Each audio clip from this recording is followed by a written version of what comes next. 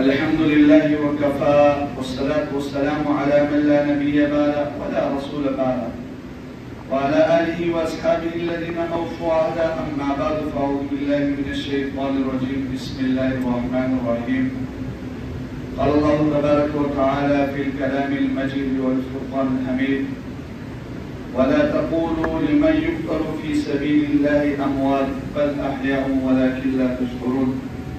وقال النبي صلى الله عليه وسلم: الحسن والحسين سيدا شباب أهل الجنة، أو كما قال عليه الصلاة والسلام.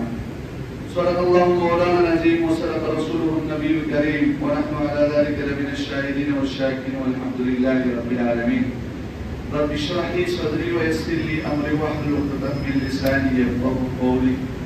رب زدني علما رب زدني عملا، سبحانك لا علم لنا إلا ما علمتنا إنك أنت العليم الحكيم. میرے واجب الاحترام قابل قدردان حاضرین و سامعین حضرات، آپ کے سامنے میں نے قرآن مجید فرقان حمید کی ایک آیت مبارکہ اور نبی علیہ السلام کی حدیث مبارکہ میں سے ایک حدیث مبارکہ تلاوت کی.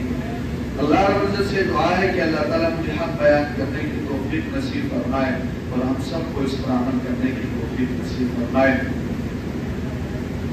12 محرم الحرام 1446 ہجری اور روز جمعہ، آپ کے سامنے جو میں نے موضوع منتخب کیا، 1386 سال پہلے ایک واقعہ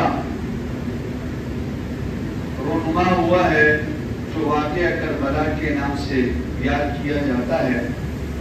آپ کے سامنے میں مختصر انداز میں اس واقعے کو بیان کرنا چاہتا ہوں تاکہ افراط اور تفریط سے ہم بچیں. حضرت امیر معاویہ رضی اللہ تعالیٰ عنہ کو جب خلافت ملی تو اس وقت سے کوفہ والوں نے حضرت حسین علیہ و آبائہ و اجدادہ علیہ السلام کو قتل کا سلسلہ شروع کیا کہ آپ آئیے اور ہم آپ کے ہاتھ پر بیعت کرتے ہیں.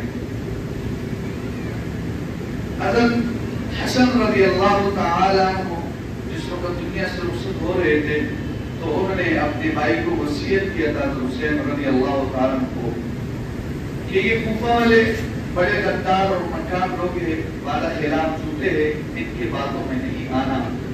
چونکہ حضرت حسن رضی اللہ تعالیٰ عنہ کے ساتھ بھی انہوں نے غداری کیا. حضرت امیر معاویہ رضی اللہ تعالیٰ عنہ کو اس چیز کا علم تھا کہ کوفہ والے حضرت حسین رضی اللہ تعالیٰ عنہ کو خطوط وغیرہ بھیج رہے اور خروج پر آمادہ کر رہے. تو اس نے آخری وقت میں وصیت کیا تھا یزید کو، بیٹے کو، کہ کوفہ والے اس طرح کام کر رہے، حضرت حسین رضی اللہ عنہ کو خروج پر آمادہ کر رہے، لیکن یاد رکھو جب وہ خروج پر آمادہ ہو جائے تو آپ نے ان کے ساتھ آسانی والا معاملہ کرنا ہے، سختی والا معاملہ نہیں کرنا. چنانچہ حضرت امیر معاویہ رضی اللہ تعالیٰ عنہ دنیا سے رخصت ہوتے ہیں. ان کی طرف سے کوفہ کو جو گورنر تھا، عراق کا گورنر نعمان ابن بشیر، یہ خبر ان تک پہنچی اور یہ خبر پھیل گئی تو فوراً شیعان بنو امیہ نے آ کر فوراً نعمان ابن بشیر کے ہاتھ پر بیعت کے یزید کے ہاتھ میں. ادھر شیعان علی اور شیعان حسین نے یزید کی خلافت سے انکار کیا اور نعمان ابن بشیر کو نہیں مانا، اور انہوں نے سلیمان ابن سرد کے گھر میں جمع ہو گئے اور انہوں نے یہ اتفاق کیا کہ ہم حضرت حسین رضی اللہ تعالیٰ عنہ کے حق میں، خلافت میں، ہم اس کے حق میں خلافت کے لیے بیعت کریں گے اور یزید کے خلافت کو نہیں مانیں. چنانچہ انہوں نے خطوط شروع کیے حضرت حسین رضی اللہ تعالیٰ. حضرت حسین رضی اللہ تعالیٰ اس وقت مدینہ منورہ میں تھے. عبداللہ بن جعفر رضی اللہ تعالیٰ کے پاس ان کے چچا زاد گئے. حضرت حسین رضی اللہ تعالیٰ کو بھی اس بات کا علم ہوا، وہ یزید کے خلافت کے وہ مخالف ہوئے اور مدینہ منورہ والوں نے یکسر ہو کر اس کی خلافت کو تسلیم نہیں کیا۔ حضرت حسین رضی اللہ تعالیٰ مدینہ سے مکہ مکرمہ روانہ ہوئے، وہ انہوں نے خلافت کو نہیں مانا۔ مکہ مکرمہ میں عبداللہ ابن زبیر رضی اللہ تعالیٰ کی حکمرانی، ادھر کوفہ والوں کو پتہ چلا کہ حضرت حسین رضی اللہ تعالیٰ مکہ مکرمہ آگے، تو حضرت حسین رضی اللہ تعالیٰ کی توجہ کوفہ کی طرف مبذول ہوئی۔ انہوں نے مزید خط بھیجے کہ ہم آپ کے والد گرامی حضرت علی رضی اللہ تعالیٰ کی شہدائی ہے اور ہم نے ان کے ساتھ جنگ صفین میں شامیوں کے دندان کٹے کر دیے تھے، ہم نے اس میدان جنگ کو گرم کیا تھا، آپ ہمارے طرف آ جائیے۔ ہم نے یزید کی خلافت کا انکار کیا اور ان کے طرف سے جو مقرر کردہ عامل ہے، والی ہے، ہم اس کے پیچھے جمعے کی نماز تک نہیں پڑھتے، ہم آپ کے ہاتھ پر بیعت کرتے ہیں اور ہم آپ کو یزید سے زیادہ خلافت کے مستحق سمجھتے ہیں، آپ ہمارے پاس آ جائیں۔ حضرت حسین رضی اللہ تعالیٰ کو یہ خطوط جب آئے تو حسین رضی اللہ تعالیٰ نے ارادہ کیا کہ میں کوفہ کی طرف جاؤں، لیکن جو ان کے دوست اور ہمدرد تھے انہوں نے کہا کوفہ والوں کا کوئی اعتبار نہیں، آپ ان کی طرف نہ جائیے۔ چنانچہ حضرت حسین رضی اللہ تعالیٰ نے اپنے چچا زاد بھائی مسلم ابن عقیل کو روانہ کیے کہ وہاں کے حالات معلوم کریں۔ یہ مسلم ابن عقیل حضرت عقیل کے اولاد میں سے حضرت عقیل جو کہ امیر معاویہ رضی اللہ عنہ کے مشیر خاص اور وزیر مالی اخلاص تھے۔ مسلم ابن عقیل کوفہ کی طرف آتے ہیں، کوفہ میں یہ مختار ابن عبیدہ کے گھر میں یہ گھیرتے ہیں اور پہلے دن 12,000 افراد ان کے ہاتھ پر بیعت کرتے ہیں حضرت حسین کے ہاتھ، جس میں سلطان ابن سبت اور مسیب ابن ناجیہ، رقاقہ ابن شداد اور حانی ابن عروہ یہ بڑے بڑے شخصیات تھے۔ عبداللہ ابن مسلم خزرمی نعمان ابن بشیر کے پاس آئے اور اس کو کہا کہ آپ والی ہے، حاکم ہے یزید کی طرف سے کوفہ کے، آپ ان لوگوں کو کیوں نہیں روکتے بیعت کرنے سے حضرت حسین رضی اللہ کے ہاتھ میں؟ حضرت نعمان ابن بشیر نے کہا کہ وہ خفیہ طور پر کر رہے، اعلانیہ طور پر نہیں کر رہے، جب اعلانیہ طور پر حکومت کے خلاف آئیں گے تو پھر اس وقت دیکھا جائے گا۔ انہوں نے اس معاملے کو اسی طرح چھوڑ دیا۔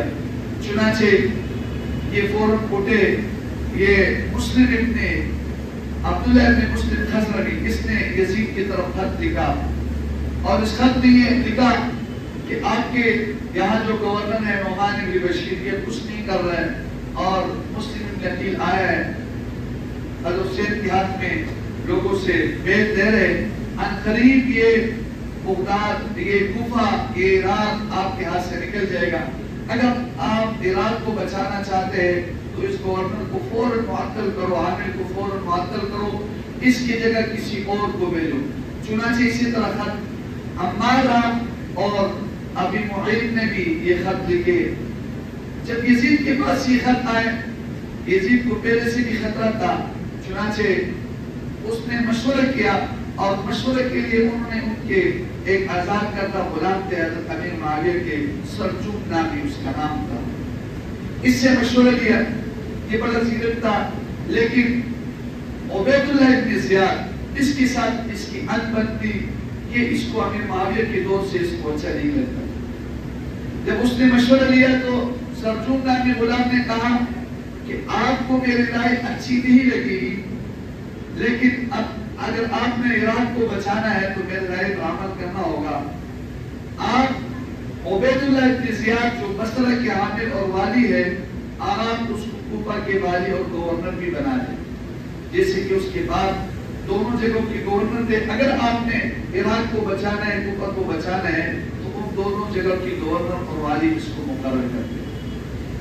چونکہ یزید عبید اللہ ابن زیاد سے بھی خفا تھا اور اس کی ساتھ بھی نہیں لگتی تھی. بوجہ مجبوری جب اس نے دیکھا کہ عراق مجھ سے نکل رہے میرے ہاتھ سے، تو فوراً اس نے حکم نامہ جاری کر دیا کہ عبید اللہ ابن زیاد کی طرف خط بھیجا کہ آپ کوفہ کے والی اور گورنر ہے، آپ کوفہ کو سنبھالیے اور مسلم ابن عقیل کو فوراً گرفتار کیجیے یا اس کو قتل کر دے، اور حسین رضی اللہ تعالیٰ کو کسی حالت میں کوفہ کے اندر آنے نہ دے. جب یہ خط آتا ہے حضرت حسین رضی اللہ تعالیٰ عنہ کو خطوط جا رہے، کئی خطوط، 150 سے زیادہ خطوط. ادھر مسلم ابن عقیل نے جب دیکھا کہ حسین رضی اللہ کے ہاتھ میں لوگ بیعت کر رہے، پہلے دن 12,000، دوسرے دن اس کی شدائی بہت زیادہ تھے، تو انہوں نے کہا کہ بصرہ بھی ان کو خط بھیجا کہ آپ فوراً کوفہ کی طرف جاؤ اور مسلم ابن عقیل کے ہاتھ پر میرے ہاتھ میں بیعت کرو خلافت.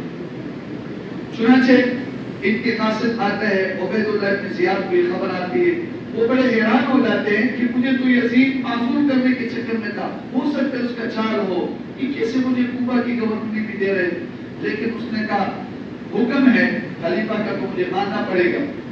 اسی رات ان کے پاس ان کے جاسوس آئے اور کہا کہ حضرت حسین رضی اللہ عنہ کی قاصد آئے اور یہ حضرت حسین رضی اللہ عنہ کے ہاتھ میں وہ بیعت دے رہے. یہ جو عبید اللہ ابن زیاد تھا اس نے اپنے جاسوس خفیہ طور پر بھیجے اور حضرت حسین رضی اللہ عنہ کے قاصد کو پکڑ کے لے رہے. صبح ہوئی تو صبح اس نے اعلان کیا کہ مجھے معلوم ہے کہ آپ لوگ حضرت حسین رضی اللہ عنہ کے ہاتھ میں بیعت کر رہے ہو خلافت کے. جو مشہور لوگ تھے ان کے بارے میں کہا مجھے ان کا گھر بھی معلوم ہے اور میں ان کے قاصد کو پکڑا، اس نے مجھے بتایا ہے، لہذا تمہیں میں یہ ڈیل دیتا ہوں، یہ تمہارے ساتھ نرمی کرتا ہوں کہ فوراً بیعت سے انکار کرو خلافت کے، اور اس کے قاصد کو میں آپ کے سامنے قتل کرتا ہوں. چنانچہ اس کو چھت سے نیچے گرا دیا، شہید کر دیا، اور یہ لوگ بصرہ والے ڈر گئے اور ان کے بیعت سے دستبردار ہو گئے.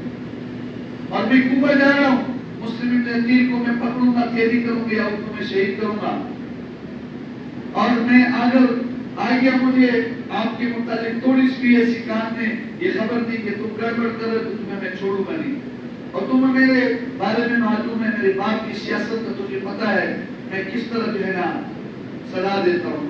چنانچہ یہ اپنے ساتھ لشکر کو لے کر روانہ کرتے ہیں. قادسیت کے مقام پر پہنچتے تو سواری رکاب کو لے کر اور اپنے ساتھ ایک غلام کو لے کر باقی فوجی دستے کو یہاں چھوڑتا ہے اور یہ داخل ہو جاتا ہے کوفہ کے اندر.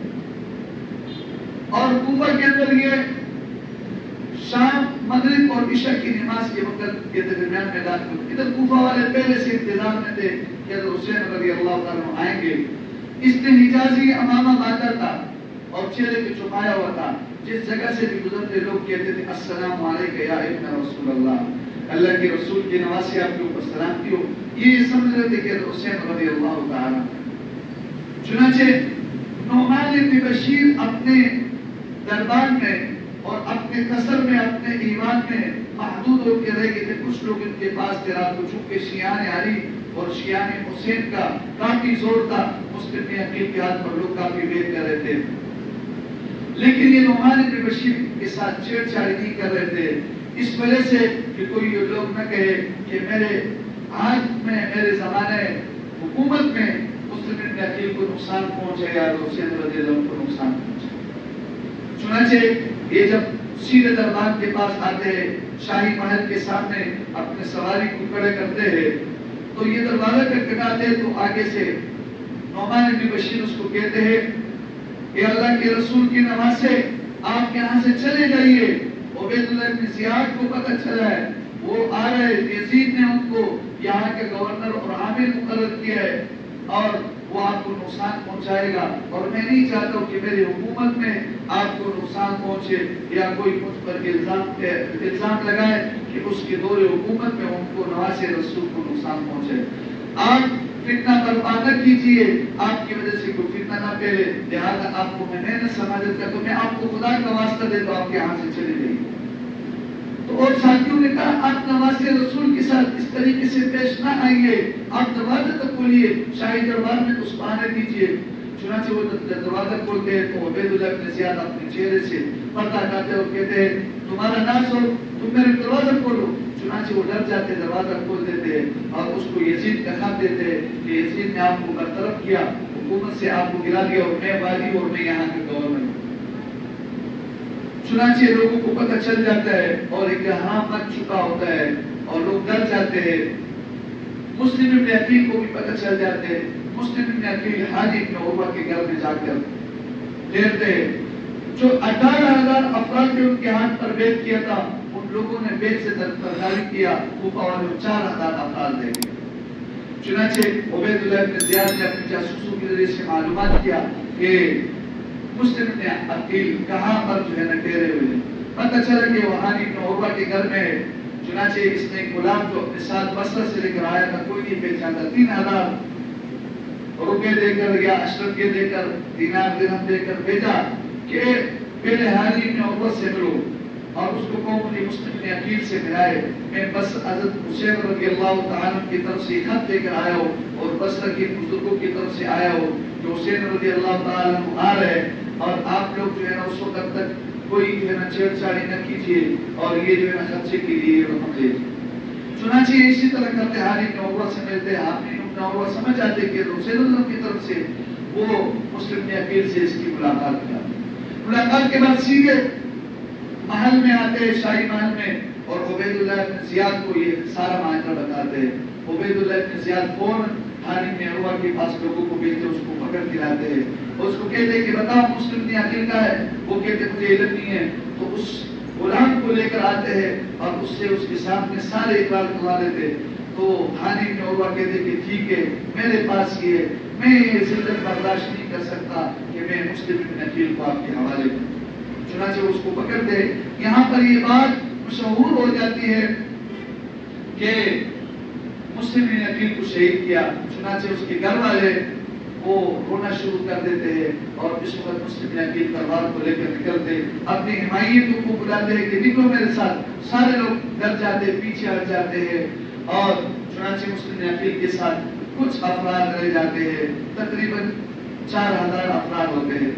انہوں نے شاہی محل کا جب انہوں نے معاشرہ کیا اور ادھر اوپر ان کے ساتھ 40 افراد تھے، عبید اللہ بن زیاد، انہوں نے تینوں کے اوپر بارش کیا تو یہ سارے لوگ باہر کے تتر بتر ہو گئے۔ 40 افراد ہو گئے، مسلم ابن عقیل کے ساتھ رہ گئے۔ مسلم ابن عقیل سمجھ گئے کہ لوگ بے وفا ہے، وہاں سے نکل گئے اور کسی جگہ رپوش ہو گئے۔ چنانچہ عبید اللہ بن زیاد ان کے پیچھے جاسوسوں کو بھیجتے ہیں اور ایک آدمی کو بھیجتے اور وہ ان کو پکڑ، بہت سارے آدمی ہوتے ہیں، خود غالباً اس طرح نام تھا، وہ ان کو کہتے ہیں کہ میں آپ کو اپنے زمان میں لیتا ہوں، آپ کو عبید اللہ بن زیاد کچھ نہیں کہے گا۔ چنانچہ اپنے آپ کو حوالے کرتے، مسلم ابن عقیل کو بھی عبید اللہ بن زیاد حاجی ابن عروہ کے پاس کمرے میں رکھ دیتے، خانے میں رکھتے۔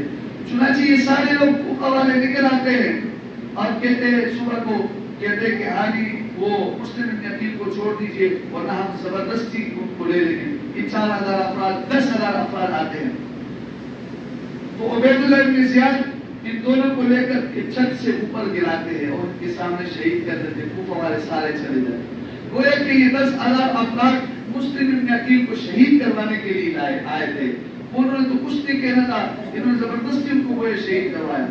یہ 3 ذی الحجہ کی بات تھی اور 3 ذی الحجہ کو ادھر حضرت حسین رضی اللہ تعالیٰ عنہ یہ سمجھ رہے کہ میرے ہاتھ پر لوگوں کی بیعت ہو رہے اور 3 ذی الحجہ کو یہ روانہ ہوتے ہیں مکہ مکرمہ سے کوفہ کی طرف۔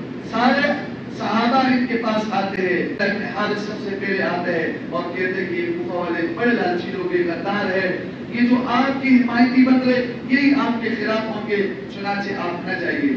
حضرت عمر رضی اللہ عنہ کے پاس آتے ہیں اور ان کو کہتے ہیں کہ آپ کے والد گرامی کے ساتھ انہوں نے کیا کیا، انہوں نے غداری کیا، اسد کے ساتھ کیا کیا، آپ خاندان نبوت میں سے ہے، اللہ رب العزت نے نبی صلی اللہ علیہ وسلم کو دنیا و آخرت میں سے ایک چیز کو ترجیح دیا، علیہ السلام نے آخرت کو ترجیح دیا، آپ ان دنیا داروں پر حکومت کرنے کے نہ جائیے، چھوڑ دیجیے، یہ لوگ بڑے بے وفا ہے۔ حضرت ابن عمر رضی اللہ عنہ یہ بات کے رو پڑے، حضرت حسین رضی اللہ عنہ بھی رو لے، ان کی بات کو بھی نہیں مانتے۔ عبداللہ ابن عباس رضی اللہ تعالیٰ عنہ آتے ہیں اور وہ بھی حضرت حسین رضی اللہ تعالیٰ کو میں سماجت کرتے ہیں اور کہتے ہیں کہ کوفہ والے بڑے غدار لوگ ہیں اور بڑے بے وفا ہے، ان کی باتوں میں نہ آئیے۔ پھر ان کو کہا اگر کوفہ والے آپ کے ساتھ وفادار ہے تو سب سے پہلے عبید اللہ بن زیاد عامل کو ان کو برطرف کرتے، یہ گورنر کو برطرف کرتے اور قومی خزانے پر قبضہ کرتے اور سب کچھ اپنے ہاتھ میں لیتے، پھر آپ کو بلاتے۔ حسین رضی اللہ عنہ کو خطوط بتائے کہ اتنے زیادہ خطوط میرے پاس آئے ہوئے ان کے اشعار کے، اور مسلم ابن عقیل نے بھی کہہ دیا کہ حالات پرامن سازگار ہے، لہٰذا میرے جان آنا مشیرے میں ضرور جمع۔ عبداللہ بن عباس نے کہا کہ آپ نے جانا ہی ہے تو پھر اپنے خدا، اپنے ہمراہ، اپنے بچوں اور عورتوں کو نہ لے کے جائیے۔ ایسا نہ ہو کہ عثمان رضی اللہ تعالیٰ کی طرح جیسے ان کو شہید کیا جا رہا تھا، ان کے بچے اور عورتیں ان کو دیکھ رہی تھی، آپ کے ساتھ ایسا نہ ہو۔ حضرت حسین رضی اللہ تعالیٰ لڑنے کے ارادے سے نہیں جا رہے تھے، انہوں نے کہا نہیں میں ان کو ساتھ لے کے جاؤں گا۔ پھر حضرت عبداللہ بن عباس رضی اللہ تعالیٰ یہاں تک کہا اگر آپ کو حکومت کرنی ہے تو آپ یمن جائیے، وہاں آپ کے بہت سارے متبعین ہیں اور آپ کے والد گرامی کی شدائی ہے، آپ اور وہاں پر پہاڑی علاقہ بھی آپ کی حفاظت بھی ہو سکتی ہے اور وہاں سے آپ حجاز پر بھی جو ہے قبضہ کر سکتے ہیں، خلافت کو بھی لے سکتے۔ لیکن حضرت حسین رضی اللہ تعالیٰ نے کہا نہیں میں نے جانا ہی۔ پھر عبداللہ بن زبیر رضی اللہ تعالیٰ جو اس وقت کے گورنر تھے مکہ کے، وہ آئے اور انہوں نے کہا کہ اے حسین مجھے یہ بات لوگوں کی طرف سے پہنچی ہے اور یہ جو ہمارے دشمن ہیں خوش ہو رہے کہ دیکھو حسین رضی اللہ تعالیٰ یہاں سے جا رہے اور عبداللہ بن زبیر کا کوئی رقیب نہیں رہے گا، تو جیسے ہمارے یہاں پوزیشن ہوتا ہے کوئی پوزیشن والا نہیں ہوگا، لہذا عبداللہ بن زبیر خوش ہوں گے، خدا را میں خوش نہیں ہوں، لائیے ہاتھ لائیے میں آپ کے ہاتھ پر بیعت کرنے کے لیے تیار ہوں اور مکہ کی گورنری حکومت آپ کو دیتا ہوں تاکہ ہمارے دشمن اس سے خوش نہ ہو۔ چنانچہ عبداللہ بن زبیر نے یہ پیشکش کرتے حسین رضی اللہ تعالیٰ اس کو بھی ٹھکرا دے، لیکن میں نے جانے کا ارادہ کیا ہے اور میں ضرور جاؤں گا۔ پھر عبداللہ بن عباس پھر آتے ہیں اور کہتے ہیں اگر مجھے اس چیز کا علم ہے، اونٹ کے سامنے آگے کہہ ہو جاتے کہ آپ کا اونٹ مجھے رون ڈالے گا اور جس کی وجہ سے آپ رک جائیں گے، پھر بھی میں آپ کے سامنے آؤں گا، لیکن مجھے پتا ہے آپ نے رکنا نہیں ہے۔ کچھ صحابہ ایسے آئے کہ لڑنے کے لیے تیار ہے، کہ آپ کا چاہیے، حسین رضی اللہ آپ نے اپنا شوق پورا کرنا ہے تو پورا کرنے میں نے آخر جانا ہے۔ چنانچہ یہ 3 دن عجب کو روانہ ہو جاتے ہیں، راستے میں ایک مقام آتے سپاہ، فرزدق شاعر جو عربی شاعر تھا وہ اس کو ملتے ہیں اور وہ کوفہ سے روانہ ہوتے ہیں۔ اس وقت مسلم عجیب کو شہید نہیں کیا ہوتے جس وقت یہ نکلتے ہیں، کافی فاصلہ ہے، ایسے مواصلات تو نہیں تھے کہ فوراً خبر دیا جائے۔ اس نے فرزدق شاعر نے کہا کہ بھائی بات یہ ہے کہ کوفہ والوں نے مسلم عجیب کے ہاتھ پر بیعت کیا، وہ ان کے دل جو ہے نا آپ کے ساتھ ہے لیکن ان کے تلواریں آپ کے ساتھ نہیں ہے، وہ کبھی ادھر کوپ لوگ ہیں، کسی وقت ان کے اوپر زور آ جائے گا وہ ڈر جائیں گے، آپ کے حق میں ان کے تلواریں نہیں ہوتی، آپ رک جائیے۔ چنانچہ حضرت حسین رضی اللہ تعالیٰ عنہ یہاں سے روانہ ہوتے، اسی آگے تھوڑا سے چلتے حضرت عبداللہ بن جعفر رضی اللہ تعالیٰ کا خط آتا ہے اور اس خط میں عون اور محمد ان کے 2 بیٹے ان کی 6 بھائی ہیں، ہاں ان کے ہاتھ یہ خط لکھا ہوتا ہے کہ آپ ہمارے پاس آئیے، کوفہ نہ جائیے، یہ لوگ بڑے بیکار لوگ ہیں، یہ آپ کو دھوکہ دیں گے، آپ ہمارے پاس آئیے۔ پھر مدینہ کے والی کی طرف سے بھی خط آ جاتے ہیں، آپ ہمارے پاس آئیے اور یہاں پر جو ہے نا ہم آپ کو ٹھکانہ دیں گے اور آپ کو مقام دیں گے، چھوڑ دیجیے ان کے پاس نہ جائیے۔ چنانچہ یہ جب روانہ ہوتے ہیں آگے ایک مقام پر یہ اپنے رضائی بھائی کو بھی بھیج دیتے، اس سے پہلے قاصد کو بھیجتے کہ معلومات کرے، وہ عبید اللہ بن زیاد کا لشکر وہ جو ہے اس کو پکڑ لیتے۔ اسی دوران یزید کا خط آتا ہے کہ حسین رضی اللہ عنہ کوفہ سے نکل گئے، آپ اپنے جو ہے راستوں کو سڑکوں کو یہ بند کیجیے، حسین رضی اللہ عنہ کسی طریقے سے کوفہ کے اندر نہ آنے دینا۔ چنانچہ مقام سالبہ پر جو پہنچتے ہیں تو حضرت حسین رضی اللہ تعالیٰ کو علم ہوتا ہے، اچھا ان کے رضائی بھائی کو بھی پکڑ کے لے جا کے شہید کرتے، اس کے قاصد کو بھی چھت سے گراتے اور ادھر کوفہ میں کوئی بھی ان کی حمایت نہیں رہتے۔ حضرت حسین رضی اللہ تعالیٰ کو مقام سالبہ پر پتہ چلتا ہے کہ مسلموں نے عقیل کو شہید کیا گیا، اب ان کے حمایتی کوئی بھی نہیں، کوئی بھی متربص نہیں ہے کوفہ کے اندر۔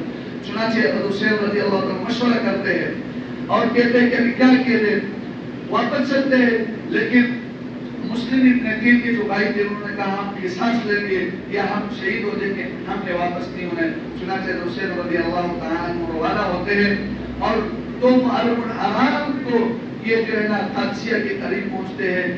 ادھر عبید اللہ بن زیاد نے 2 لشکر ترتیب کیا ہوتے ہیں، ایک حر بن یزید تمیمی کا ایک لشکر اس میں 1000 افراد ہوتے ہیں اور عمر بن سعید ابن ابی العاص اس کو ایک لشکر دیا ہوتا ہے، اس کے ساتھ 4000 افراد ہوتے ہیں اور ان کو ایک مقام پر ہر ایک کو مقام دوسرے مقامات پر تعین کیے ہوتے ہیں۔ حر بن یزید تمیمی ایک جگہ پر جب قادسیہ کے قریب حضرت حسین رضی اللہ عنہ کے لشکر کو دیکھتے ہیں، ان کے ساتھ ایک روایت کے مطابق 72 افراد ہیں، بعض میں آتے 140 اور بعض میں 240، لیکن جو باقی افراد تھے آس پاس کے علاقوں کے لوگ ان کے ساتھ ملتے تھے، کئی سو افراد تھے۔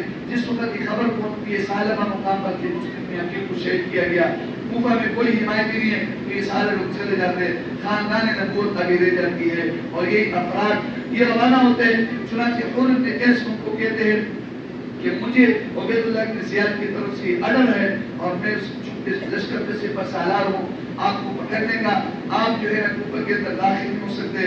چنانچہ حسین رضی اللہ عنہ وہاں سے شمال کی طرف رخ کرتے ہیں اور قادسیہ کے قریب جب آ جاتے ہیں، کربلا کے قریب قادسیہ کے پاس آ جاتے ہیں، تو یہاں پر عمر بن سعید کے لشکر جو 4000 افراد کے ساتھ مشتمل ہوتے ہیں، یہ کبھی بھی نہیں چاہتے تھے کہ حضرت حسین رضی اللہ عنہ کو تھوڑی سی بھی آنچ آئے۔ وہ حضرت حسین رضی اللہ عنہ کے پاس قریب جاتے، لشکر سے جدا ہو جاتے ہیں اور ان کو کہتے ہیں کہ اے حسین آپ یہاں سے چلے جائیے، خدا کے لیے آپ یہاں سے چلے جائیے، عبید اللہ بن زیاد آپ کے خون کے پیاسے ہیں اور اس نے آرڈر سرکاری جاری کیا، آپ کو کسی طریقے سے جو ہے نا کوفہ کے اندر آنے نہیں دیتا ہے، لہذا آپ یہاں سے چلے جائیے۔ حضرت حسین رضی اللہ تعالیٰ عنہ کہتے ٹھیک ہے، آپ کی بے بات مان رہے، لوگ کے ساتھ خیمے میں ہوتے۔ 3 میری باتیں ہیں، پہلی بات یہ ہے کہ میں یہاں سے جاؤں گا، مدینہ یا مکہ مجھے چھوڑ دیے جائے۔ دوسرا آپشن یہ ہے کہ مجھے سرحدات اسلامیہ کی طرف چھوڑ دیے جائے، میں وقاتوں کے ساتھ لڑتے لڑتے شہید ہونا چاہتا ہوں۔ تیسرا آپشن یہ ہے کہ مجھے یزید کے پاس دمشق شام جانے دیے جائے، میں اس کے ساتھ خود اپنے معاملات طے کرتا ہوں، جیسے میرے بھائی حسن نے امیر معاویہ رضی اللہ کے ساتھ معاملات طے کیے تھے۔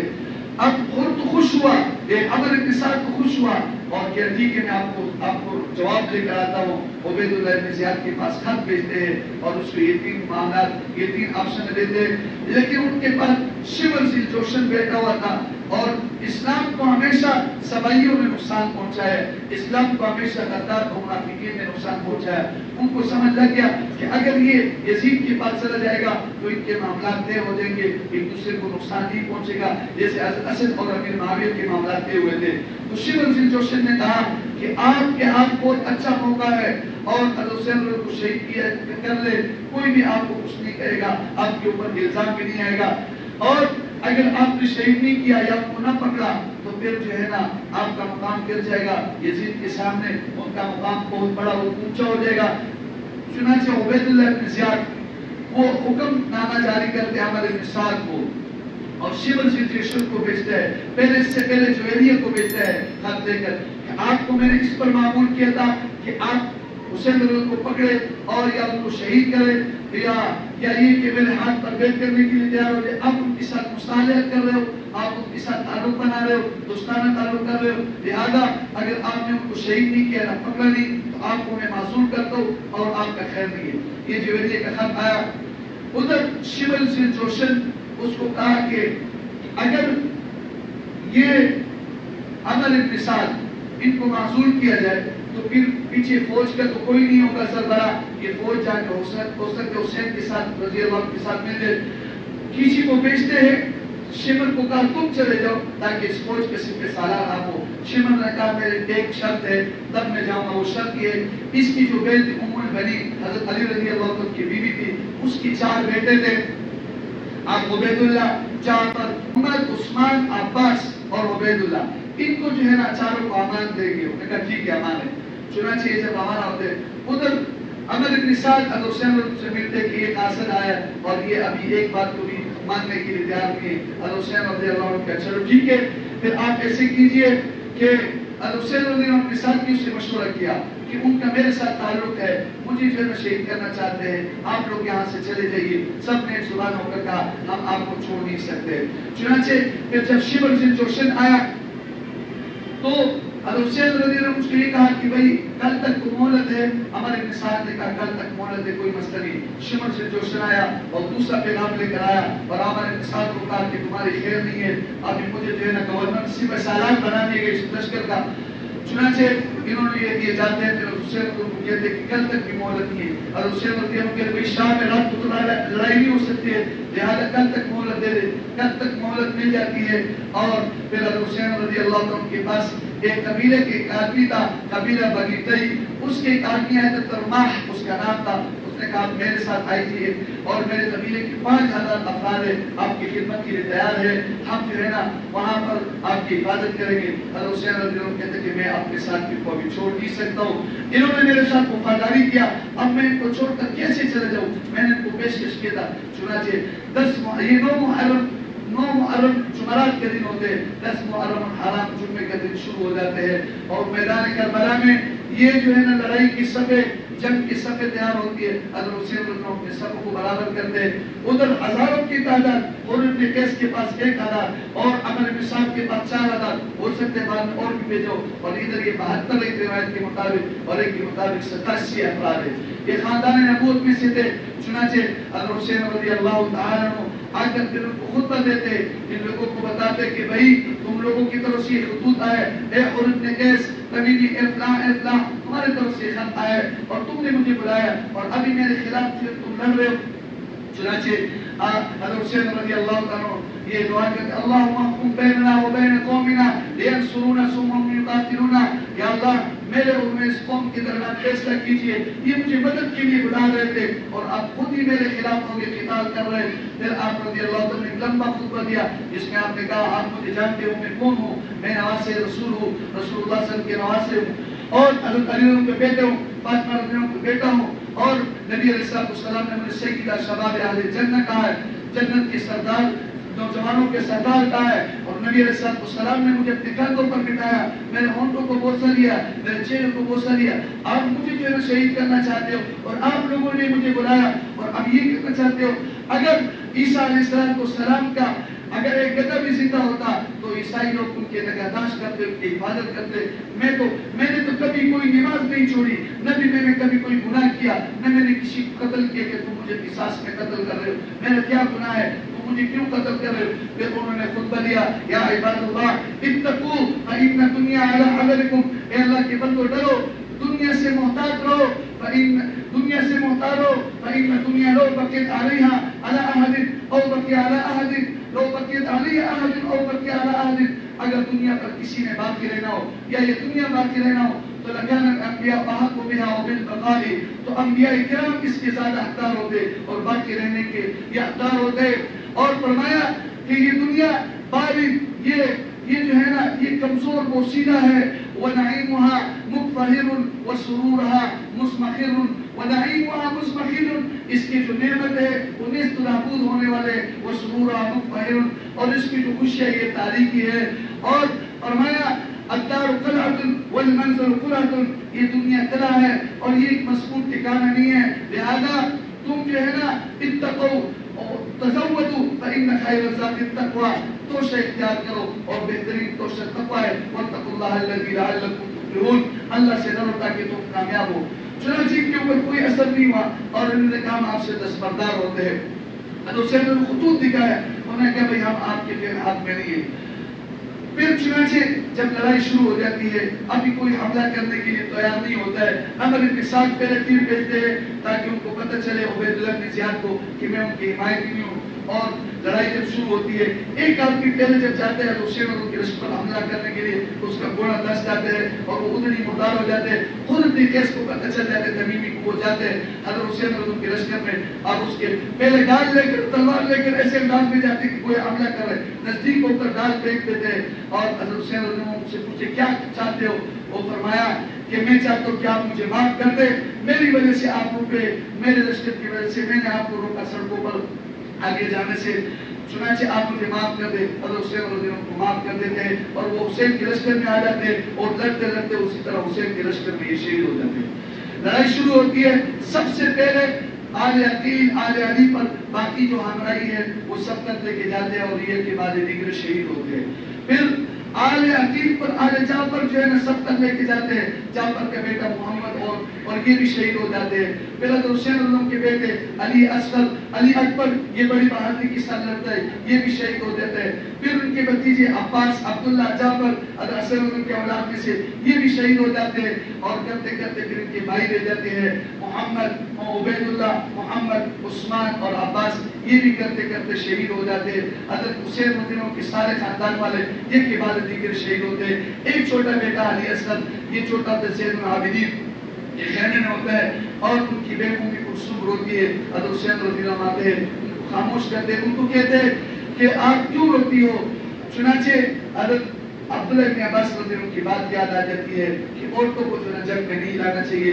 حضرت حسین رضی اللہ تعالیٰ اکیلے رہ جاتے ہیں. جب بیٹے کو دیکھتے ہوئے شہید ہوتے ہیں تو پھر اس وقت روتے ہیں. لیکن حر ابن قیس، یہ عمر ابن سعد کہتے ہیں، ایک اور آدمی کہتے ہیں کہ ہم نے ایسے بہادر آدمی کو نہیں دیکھا کہ جن کے سارے خاندان والے اس کے سامنے شہید ہو گئے اور پھر بھی دلیری کے ساتھ یہ لڑتا ہے. چنانچہ حسین رضی اللہ عنہ لڑ رہے، کئی لوگوں کو مرداد کرے، 70-80 آدمی عمر ابن سعد کی طرف سے جہنم واصل ہوتے ہیں. چنانچہ حضرت حسین رضی اللہ عنہ کے گھوڑے کو جب مارا جاتا ہے پھر حسین رضی اللہ عنہ پیدل چلنے لگتے ہیں اور حسین رضی اللہ عنہ پر شمر وار کرتا ہے. شمر جوشن وار کرتا ہے. ان شمر کے ساتھ پیچھے افراد ہوتے ہیں، اکیلے یہ وار کرنے کے لیے طاقت نہیں رہ سکتا ہے. بائیں ہاتھ ان کا کٹ جاتے ہیں، دائیں ہاتھ سے تلوار اٹھاتے ہیں لیکن دائیں ہاتھ بھی زخمی ہوتے ہیں. کتابوں کے اندر ایک روایت کے اندر آتے ہیں 33 زخم تلوار کے اور ایک روایت کے مطابق 43 زخم نیزے کے اور 34 زخم تیر کے تھے. یہ زخموں سے خون آلودہ تھے اور ہاتھ کی کام چھوڑ رہے تھے. سنان ابن انس نخعی حضرت حسین رضی اللہ تعالیٰ کے پیٹ میں نیزہ مارتے اور حضرت حسین رضی اللہ کے پیٹ سے نیزہ نکال لیتے اور شہید ہو جاتے. ایک بدبخت حضرت حسین رضی اللہ کے سر کو تن سے جدا کرتے ہیں اور حسین رضی اللہ تعالیٰ شہید ہو جاتے ہیں.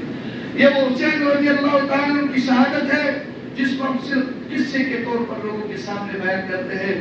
بھائی اس میں ہمارے لیے عبرت ہے. حسین رضی اللہ تعالیٰ کی یہ قصہ یہ کوئی قصہ نہیں ہے، ایک نمونہ ہے، ایک پیغام ہے. حسین رضی اللہ کی سر کو لے کر پھر عبید اللہ ابن زیاد کے پاس لے کے جایا جاتا ہے اور پھر یزید کے پاس لے کے جاتے ہیں. یزید ان لوگوں کو اس وقت ملامت کرتا ہے لیکن ان لوگوں کو حکومت سے برطرف کرتے ہیں. اس وجہ سے یزید بھی ان قتل میں شامل ہے. آج آپ دیکھیے کوئی بھی اپنے اولاد کا نام یزید رکھنے کے لیے تیار نہیں ہے. کوئی کسی کو یزید کا بیٹا کہے اس کو گالی سمجھتا ہے لیکن حسین نام رکھنے کے لیے تیار ہے. اس وجہ سے کہ حسین ظلم کے خلاف انہوں نے آواز اٹھایا، ظلم کے خلاف اس نے سر نہیں جھکایا اور وہ بکے نہیں ہے. حسین رضی اللہ تعالیٰ کے حق کے عالم کو اونچا کیا، ظالم حکمران کے سامنے ڈٹے اور اس کے خلاف آواز اٹھایا، مظلوم کا ساتھ دیا. ان مظلومین کے جن کو مظلوم سمجھ رہے تھے ان کے حق میں آواز اٹھانے کے لیے آئے تھے، انہوں نے غداری کیا. تو آج ہم دیکھیں اگر ہم ظلم کرنے والے ہیں اور اگر ہمارے پاس ذرا سا بھی اختیار ہے، چاہے وہ تھوڑا سا بھی اس کے پاس اختیار ہے، قلم کا ہو یا کسی محکمے کا ہو، ایک چپراسی کیوں نہیں، اگر وہ ظلم کرتا ہے اور مظلوم کے ساتھ ظلم کرتا ہے، ظالم کا ساتھ دیتا ہے تو یزیدیت کے صف میں شمار ہوگا. آج ہم آواز لگا رہے کہ ہم حسینی ہے لیکن کام ہمارے دیکھو وہ یزیدیوں والے ہیں. ہم کہتے ہیں حسین کے نام پر سبیل لگاتے ہیں، ادھر آہو بکا کرتے لیکن کام سارے ہمارے عبید اللہ بن زیاد والے، کام سارے ہمارے یزیدیوں والے. تو بتاؤ ہمارا حشر کس کے ساتھ ہوگا؟ عبید اللہ بن زیاد کے ساتھ ہوگا یا حسین کے ساتھ ہوگا؟ حسین رضی اللہ تعالیٰ نے ایک گناہ بھی نہیں کیا. حسین رضی اللہ تعالیٰ نے حق کا ساتھ دیا اور مظلومیت کو اجاگر کیا، مظلوم کا ساتھ دیا. آج اگر مظلوم کے ساتھ دیں گے اور انصاف کریں گے، حق کریں گے تو ہم حسین رضی اللہ عنہ کے ساتھ ہوں گے، ہم حسینی کہلائیں گے. اگر ہم گناہ پہ گناہ کرتے، پورا سال گناہ کرتے، 10 دن آ کر سوشل میڈیا میں ہم جو ہے نا اپنے آپ کو حسینی ظاہر کرے، یہ حسینیت نہیں ہے. اصل حسینیت یہ ہے کہ حسین رضی اللہ عنہ کے نقش قدم پر چلے. انہوں نے جو دین لایا، جو دین بتایا، ان کے نانا نے جو دین بتایا اس دین پر عمل کرے اور حق کے علم کو بلند کرے. آپ صلی اللہ علیہ وسلم کے احکامات پر پورا اترے اور بدعات سے بچے، رسومات سے بچے. اور یزیدیت یہ ہے کہ انسان عبید اللہ بن زیاد کا ساتھی وہ ہے کہ جو ظلم کرتا ہے، نہ حق کسی کا حق مانتا ہے اور لوگوں کو قتل کرتا ہے، ڈاکے مارتا ہے، یہ عبید اللہ بن زیاد کے ساتھی ہوگا. اللہ تعالیٰ ہم سب کو حسینیت والا عمل کی توفیق نصیب فرمائے، حسین رضی اللہ عنہ کے ساتھ محبت کی توفیق نصیب فرمائے. اصل محبت تو یہ ہے کہ دل سے ہو اور اس کے نقش قدم پر چلے. زبان سے حسین حسین ہو اور اندر سے محبت کسی اور سے ہو اور اندر سے عمل کسی اور کے نقش قدم پر عبید اللہ بن زیاد کے چلے تو یہ حسینیت نہیں ہے. واخر دعوانا ان الحمد للہ رب العالمین.